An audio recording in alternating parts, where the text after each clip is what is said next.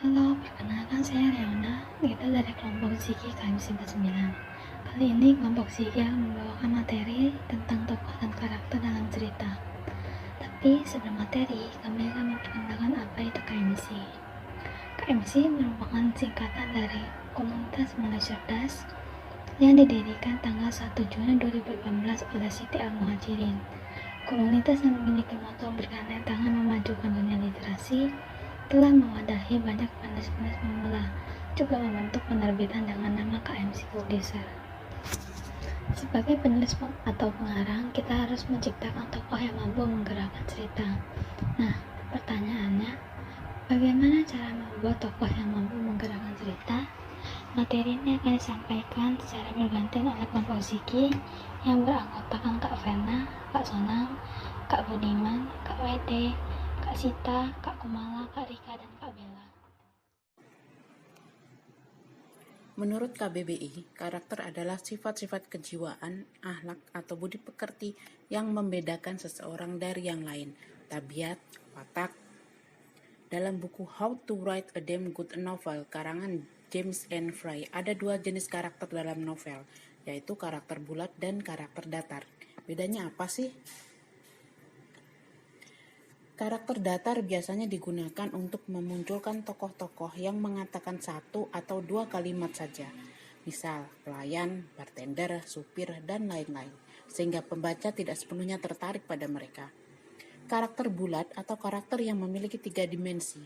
Semua tokoh penting dalam ceritamu harus memasuki kriteria ini. Bahkan antagonisnya. Bisa dibilang karakter bulat adalah tokoh-tokoh penting yang sangat berpengaruh dalam cerita.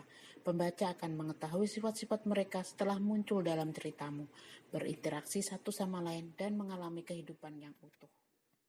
Menurut Lazis Egri, dalam bukunya yang berjudul The Art of the Dramatic Writing, karakter bulat memiliki 3 dimensi yang biasa kita kenal dengan fisiologis, sosiologis, dan psikologis. Yang pertama, fisiologis. Dimensi fisiologis yaitu penjelasan detail mengenai keadaan fisik tokoh. Semua ciri fisik ini akan mempengaruhi cara karakter berkembang layaknya manusia. Tentunya tidak ada manusia yang memiliki ciri fisik sama persis, bahkan kembar sekalipun. Yang kedua, sosiologis.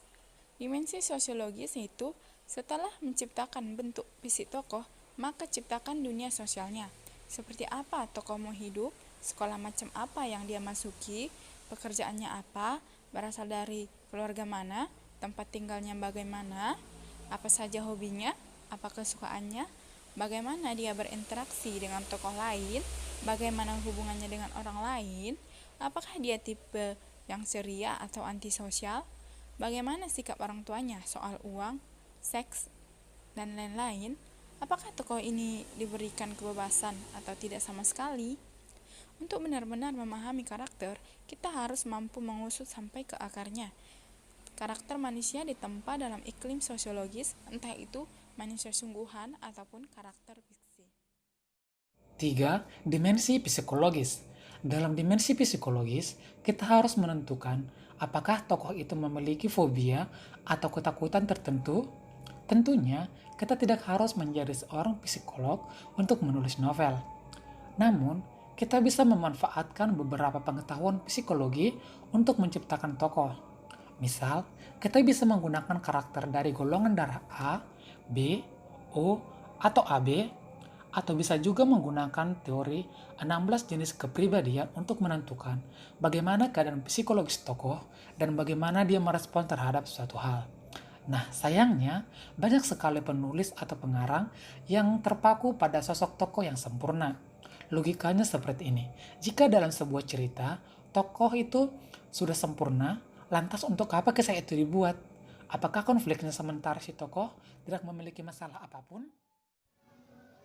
Karena itulah, tokoh harus dibuat bercermin dengan manusia di dunia nyata. Kenapa? Karena pembaca akan lebih mudah menaruh simpati dan empati pada tokoh yang sangat mirip di dunia nyata.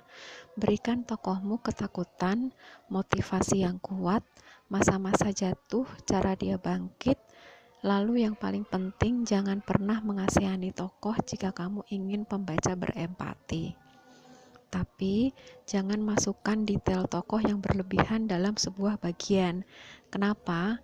Akan terasa membosankan jika kamu membaca karakter tokoh yang dijelaskan seperti biografi. Buat pembacamu mengikuti kehidupan tokohmu. Ingat, deskripsi karakter tidak harus penulis yang mengatakannya langsung, tapi bisa menggunakan dialog antar tokoh. Misal, ada dua temannya ngomongin si A, atau tingkah lakunya sendiri. Satu hal lagi yang penting dalam cerita, kita harus mampu membuat karakter yang bisa dikenang oleh pembaca. Inilah sebabnya kenapa kita hadirkan konflik atau masalah pada karakter, supaya cerita bisa berjalan dengan lancar dan seru. Lalu, tahu dari mana kalau karakter kita sudah cukup kuat?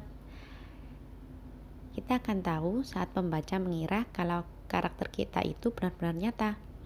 Misalnya, kita disangka pembaca sedang curhat di dalam cerita, padahal semua itu hanya karangan fiksi kita. Nah, karena karakter adalah salah satu penunjang dalam cerita, usahakan luangkan waktu cukup banyak untuk membuat karakter kita sampai puas dan sesuai dengan harapan. Langkah-langkah membuat karakter. Berikut ini langkah sederhana yang bisa kita lakukan dalam membuat karakter. Karena membuat karakter itu gampang-gampang susah loh. Yang pertama, tentukan perannya. Sebelum proses menulis, bahkan sebelum outline, kita bisa menggodok peran karakter di cerita kita. Entah itu peran utama, peran pendamping, pokoknya kita tentukan dulu. Yang kedua, buat deskripsi dari fisik dan sifat detailnya. Pasti sudah tahu ya, kita bisa membuat list nama, rambut, bentuk mata, dan lain-lain. Mungkin bisa kita ambil foto idola atau siapapun itu yang sekiranya cocok dengan karakter kita nanti. 3. Lakukan tanya jawab dengan karakter kita. Bagian 1. Dasar. Siapa nama lengkapmu? Di mana dan kapan kamu lahir? Siapa orang tuamu? Nama mereka, pekerjaan, sifat, dan sebagainya. Kamu memiliki saudara kandung. Mereka seperti apa? Bagian 2. Tumbuh dewasa. Bagaimana kamu menjelaskan masa kecilmu secara umum? Apa ingatanmu yang paling awal? Bagaimana pendidikan yang kamu terima? Bagian 3. Pengaruh masa lalu. Apa yang kamu anggap sebagai kejadian yang paling penting selama ini? Siapa yang paling berpengaruh untukmu? Keberhasilan apa yang paling hebat untukmu? Bagian 4. Kepercayaan diri dan opini. Pada dasarnya, kamu optimis atau pesimis? Apa ketakutan terbesarmu? Pandangan agama apa yang kau anut? Pandangan politik apa yang kau anut? Bagian 5. Hubungan dengan orang lain. Secara umum, bagaimana kamu memperlakukan orang lain? Sopan, kasar, membuat jarak, dan seterusnya. Apa sikapmu dengan mereka berubah tergantung pada seberapa jauh kamu mengenalnya?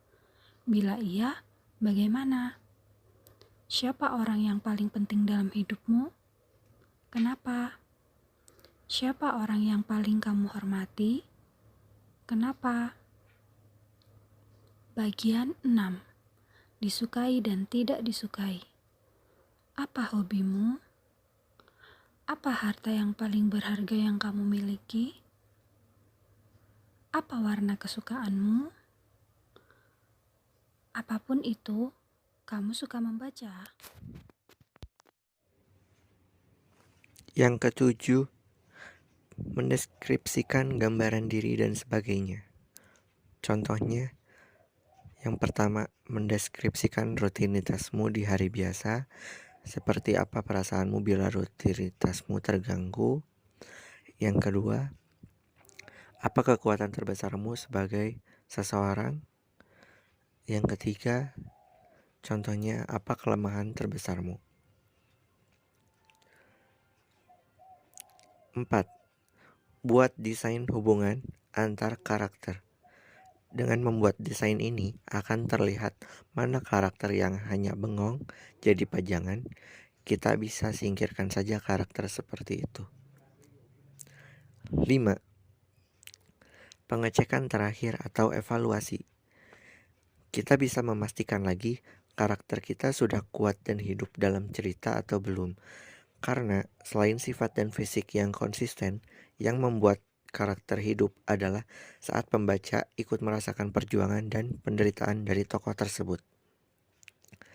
Demikian materi tokoh dan karakter yang bisa kami sampaikan. Mohon maaf atas semua kekurangan. Terima kasih.